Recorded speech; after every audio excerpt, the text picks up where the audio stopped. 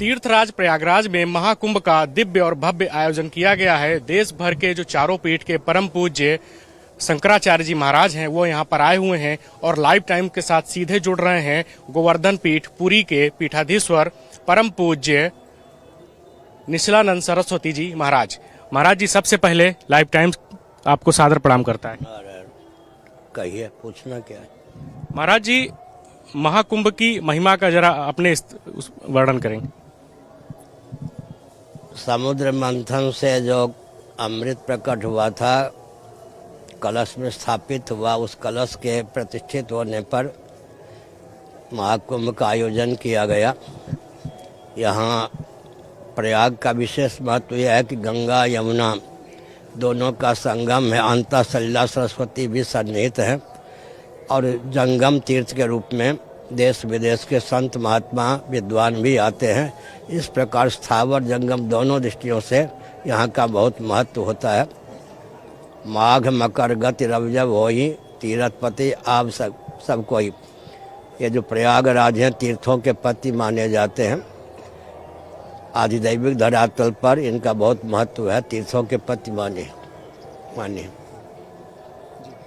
गुरुजी, यहाँ पर करीब अभी तक 10 करोड़ श्रद्धालु आ चुके हैं, एकता के रूप में दिख रहे हैं, लेकिन कुछ लोग अशांति की बात करते हैं, विध्वंस की बात करते हैं। कुछ लोग तो ये भी दावा करने लगे हैं कि ये जो तीर्थराज प्रयागराज में की जमीन है जहाँ पर महाकुंभ का आयोजन किया गया है वह वक्फ बोर्ड की है। तो उन लोगों से क्या कहना चाहेंगे आप? कुंभ की परंपरा तब से है जब मुसलमानों का जन्म भी नहीं हुआ था, मोहम्मद साहब का जन्म भी नहीं हुआ था। क्या? हाँ, ना ईसा मसीह का जन्म हुआ था ना मोहम्मद साहब का, तब से कुंभ की परंपरा है। और मुसलमानों के पूर्वज भी कौन थे? हिंदू ही थे। हिंदुओं से विरोध करने का अर्थ है अपने पूर्वजों पर कटाक्ष करना। उन व्यक्तियों के प्रति आस्थान्वित होना चाहिए विभिन्न झंझावात की स्थिति में भी जिन्होंने अपने धर्म को नहीं बदला। इसलिए मुसलमान हो या क्रिश्चियन या कम्युनिस्ट, उनको ये सोचना चाहिए हमारे पूर्वज, हम तो फिसल गए, लेकिन उन लोगों को धन्यवाद है झंझावात की परिस्थिति में भी जिन्होंने सनातन सिद्धांत का त्याग नहीं किया। इस रॉकेट, कंप्यूटर, एटम, मोबाइल के युग में भी सनातन सिद्धांत विजयी है। उत्पत्ति, स्थिति, संहार, निग्रह, अनुग्रह का जो सनातन विज्ञान है सर्वोत्कृष्ट है। इसको कोई चुनौती नहीं दे सकता।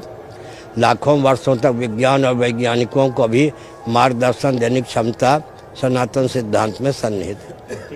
गुरुजी, आप शंकराचार्य परंपरा को आगे बढ़ा रहे हैं। आदि गुरु परम पूज्य शंकराचार्य जी ने इस परंपरा को आगे बढ़ाया, चारों पीठ एकत्रित की।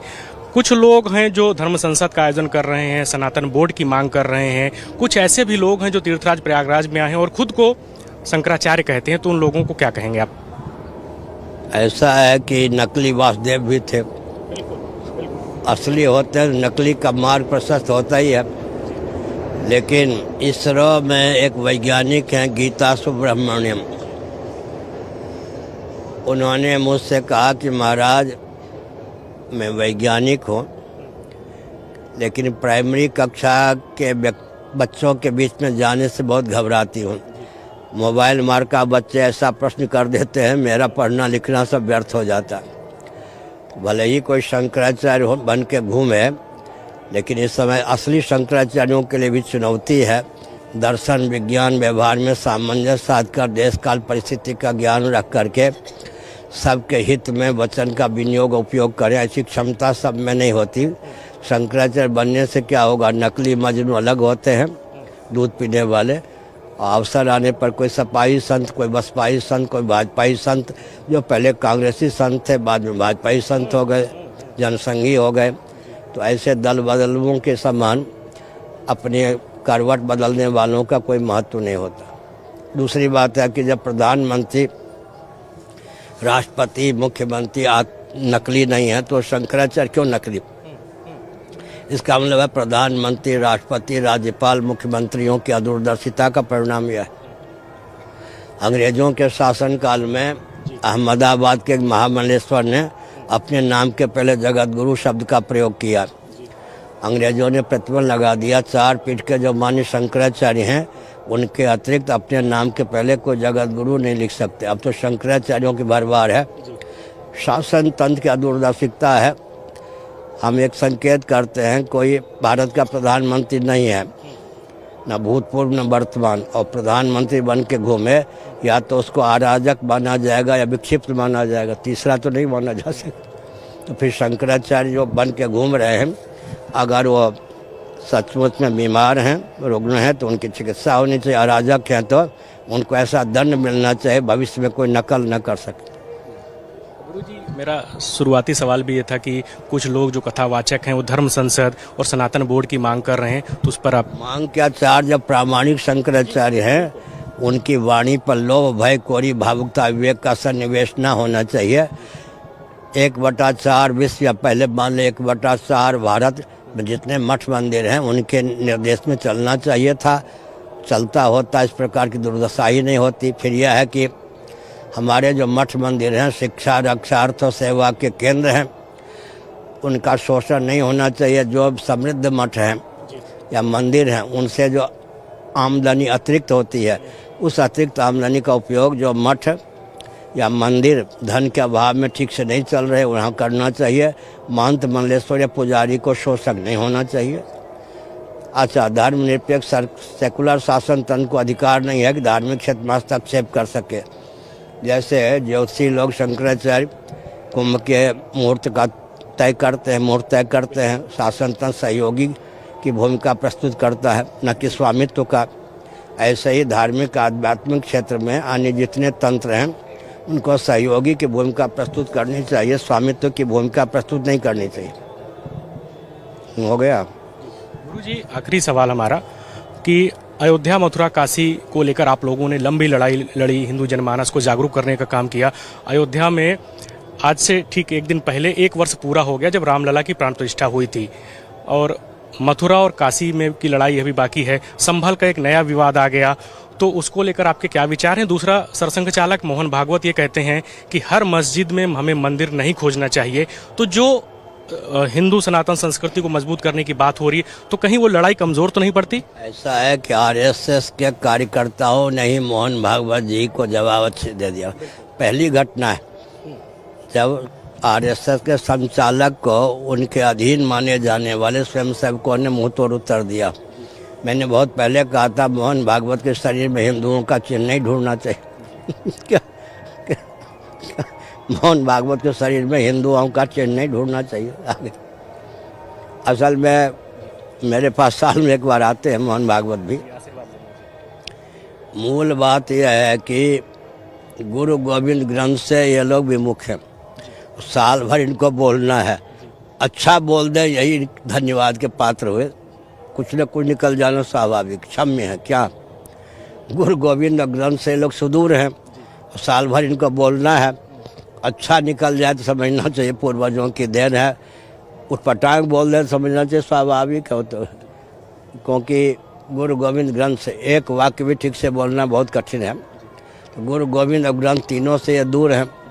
हमने कहा था कि महाराष्ट्र में मान लो आरएसएस का जन्म हुआ, तो कम से कम समर्थ रामदास जी ने जो शिवाजी को उपदेश दिया दासबोध एक ग्रंथ तो मान लो। सिखों के यहाँ कम से कम गुरु ग्रंथ साहब को माना जाता है। गुरु ग्रंथ साहब में वेदांत शास्त्रों का भी नाम है, कहीं कुरान की मान्यता है, कहीं बाइबल की। तो कम से कम दासबोध को ही अब मान लें, या ज्ञानेश्वरी जो ज्ञान महाराष्ट्र में ज्ञानदेव उनका जो उपदेश है गीता पर, ज्ञानेश्वरी को ही मान लें। कोई ग्रंथ तो प्रामाणिक माने, तब इधर उधर की बात छूट जाएगी। कहीं तो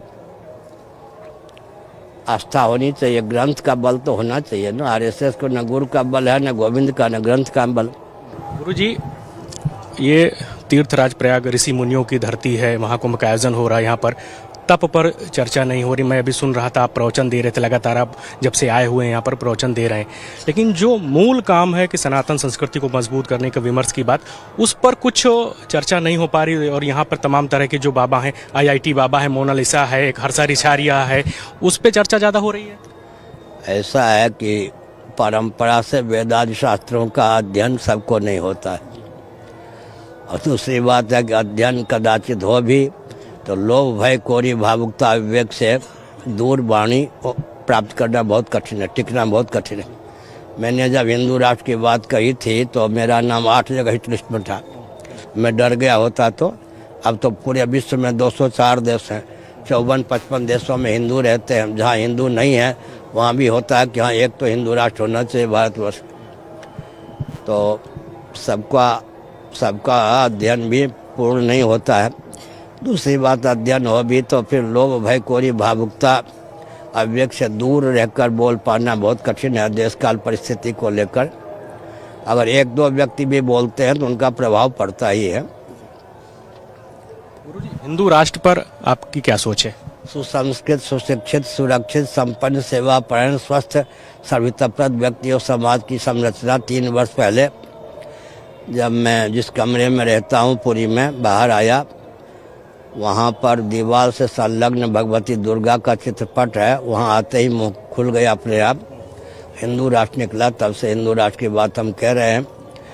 सुसंस्कृत, सुशिक्षित, सुरक्षित, संपन्न, सेवापरायण, स्वस्थ, सभ्यताप्रद व्यक्ति और समाज की संरचना। सबके पूर्वज हिंदू ही थे।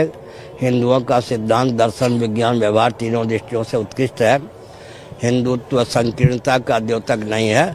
वर्णाश्रम व्यवस्था के अनुसार आचरण करने पर शिक्षा, रक्षा, अर्थ और सेवा के प्रकल्प संतुलित रहते हैं। मातृशक्ति का सिर सुरक्षित रहता है। हर व्यक्ति की जीविका जन्म से सुरक्षित, हर व्यक्ति का जीवन दुर्व्यसन मुक्त रहता है। इस तथ्य को उद्भाषित करें। जो हिंदू नहीं है उनके हृदय में भी इस तथ्य के प्रति आस्था हुए बिना नहीं रह सकती। जी, बस आखिरी टिप्पणी आपकी चाहेंगे। आपने अपना बहुमूल्य समय दिया, आपने अमृत स्नान किया। अन्य जो महाकुंभ हुए, कुंभ हुए, अर्धकुंभ हुए, वहाँ भी आप लोग अमृत स्नान करते हैं। इस बार जो तीर्थराज में महाकुंभ का आयोजन किया गया है उसमें क्या कुछ अंतर व्यवस्थाओं को लेकर आप देखते हैं? व्यवस्था तो बहुत बढ़िया है। आदित्यनाथ योगी मेरे वो स्वयं कह रहे थे 30-35 साल से मेरे परिचित आए भी थे। उन्होंने अपनी ओर से सारी शक्ति लगा दी है, कोई उपेक्षा नहीं की है। और उन्होंने धर्मनिरपेक्षता का अभिनय भी नहीं किया, ढोंग भी नहीं रचा है। व्यवस्था सब ठीक है, बहुत बढ़िया है। और 1-1 करोड़ व्यक्ति, कुछ बहुत से ऐसे राष्ट्र हैं जहाँ की जनसंख्या भी 1 करोड़ नहीं है। इतने व्यक्ति को संभाल पाना, डूबने आदि से बचा पाना, बीमार हो जाए कोई तो उसको चिकित्सा सुलभ कराना बहुत कठिन काम है। लेकिन बहादुरी का काम, सूझबूझ का काम किया है, अच्छा है। आपका बहुत आभार हमें अपना बहुमूल्य समय देने के लिए। तो ये थे गोवर्धन पीठाधीश्वर परम पूज्य शंकराचार्य निश्चलानंद सरस्वती जी महाराज, जिन्होंने हमसे कई विषयों पर खुलकर बात की। वीडियो सहयोगी सुंदरम केसरी के साथ धीरज त्रिपाठी, लाइव टाइम्स, प्रयागराज।